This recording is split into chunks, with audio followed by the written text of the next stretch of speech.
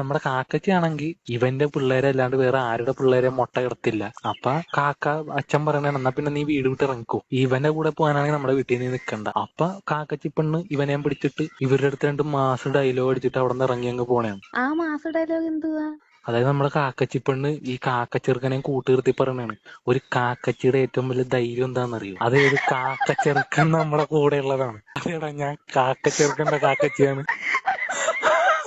നിക്ക് പറയട്ടെ.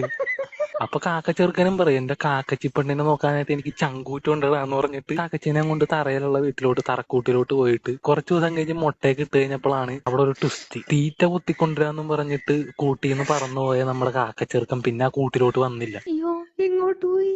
അവൻ ഇവളെ പറ്റിച്ചിട്ട് അങ്ങ് പോയി. പിന്നെ പെട്ടുപോയില്ലേ, ഇവിടെ കുറെ മുട്ടകളുമായി പിള്ളേരുമായി. ഇനി പിള്ളേരെ കൊണ്ട് തിരിച്ച് വീട്ടിൽ ചെന്ന് കഴിഞ്ഞാൽ വീട്ടിൽ കയറ്റത്തില്ല. ചങ്കൂറ്റം പറഞ്ഞിട്ട് ഇറങ്ങി പോകുന്നില്ല. തിരിച്ച് അവിടെ ചങ്കൂറ്റമില്ലെന്നും പറഞ്ഞു പോയിട്ട് കാര്യമുണ്ട. ഈ പിള്ളേരാണെങ്കിൽ ഭക്ഷണം എന്താന്നും പറഞ്ഞ് നാഴിക്ക് നാപ്പോട്ട് ആ കൂട്ടിലിരുന്ന് കാറിക്കൊണ്ടിരിക്കും. കാക്ക കുഞ്ഞുങ്ങൾ ആ കൂട്ടിൽ കിടന്ന് കാരണതും കാക്കച്ചിക്ക് ഭ്രാന്ത് പിടിക്കണതും എല്ലാം കൂടി ചേർത്തിണക്കിയിട്ട് ആ ഒരു സിറ്റുവേഷന് പറ്റിയ ഒരു പാട്ടുണ്ട്. അത് ഞാൻ നിനക്ക് പാടിത്തരാം. പാടിയേ.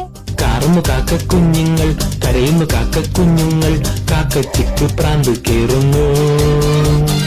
വായിൽ വെക്കാൻ ഫുഡില്ല, കാക്കക്കൂട്ടിൽ ഫുഡില്ല, കാക്കച്ചിക്ക് പ്രാന്ത് കേറുന്നു. കാക്കച്ചെക്കൻ പറ്റിച്ചോണ്ട് പോയി, കാലമാടൻ കൂട്ടിൽ നിറയെ മുട്ട തന്നു പോയി. എന്റെ പൊന്ന് കാക്കത്തമ്പായി, എന്നെയൊന്ന് കൊണ്ടുപോയി ഇവിടെ നിന്ന് മേലോട്ട്.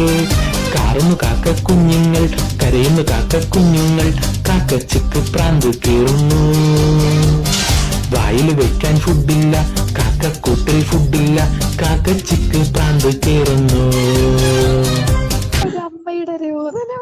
അപ്പൊ ഇവരുടെ ഈ കാറിൽ കേട്ട് സഹിക്കാൻ പറ്റാണ്ട് ഇവരുടെ അണ്ണാക്കിലോട്ട് എന്തെങ്കിലും വെച്ചു കൊടുക്കാൻ വേണ്ടിയിട്ട് നിവർത്തിയേട് കൊണ്ടിട്ടാണ് ഈ കാക്കച്ചി പിന്നെ കക്കാൻ പോണത്. അപ്പൊ ഈ പോണ വഴിയായിരിക്കും മറ്റേ ആനയുടെ തുമ്പിക്കൈയിൽ ആ നെയ്യപ്പവും പിന്നെ ഈ അയ്യപ്പന്റെ അമ്മ ചുട്ടോണ്ടിരിക്കണ നെയ്യപ്പം ഒക്കെ കാണുന്നത്. നിവർത്തിയേട് കൊണ്ടിട്ടാണ് അവരുടെ അടുത്ത് നിന്ന് ആ നെയ്യപ്പം ഓരോന്നൊക്കെ പറഞ്ഞ് തട്ടിപ്പറിച്ചിട്ട് പിള്ളേർക്ക് കൊടുക്കാൻ വേണ്ടിയിട്ട് പോണത്. പക്ഷെ കഷ്ടകാലത്തിന് ആ നെയ്യപ്പം ആണെങ്കിൽ കടലിലും പോയി. പിന്നെ അത് മുങ്ങിത്തപ്പാനായിട്ട് ആരൊക്കെ വിളിച്ചെന്നാണ് കേട്ടത്, നെയ്യപ്പന്റെ അമ്മയുടെ അയ്യപ്പം.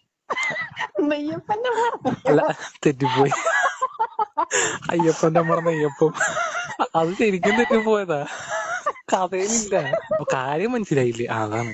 അപ്പൊ നിവർത്തിയേട് കൊണ്ടിട്ടാണ് ആ കാക്കച്ചി അവിടെ ഒരു കള്ളിയായിട്ട് ചിത്രീകരിക്കപ്പെടണത്. എന്നിട്ട് ഈ നെയ്യപ്പം കിട്ടിയാ കടലിൽ നിന്ന്? ഓ, അത് കിട്ടിയല്ല, അത് മറ്റേ അത് മുക്കാ പിള്ളേര് മുങ്ങിയെടുത്തെന്നാണ് അയ്യപ്പന്റെ അമ്മ പറഞ്ഞത്. പക്ഷെ അയ്യപ്പന്റെ അമ്മ പറഞ്ഞായിരുന്നു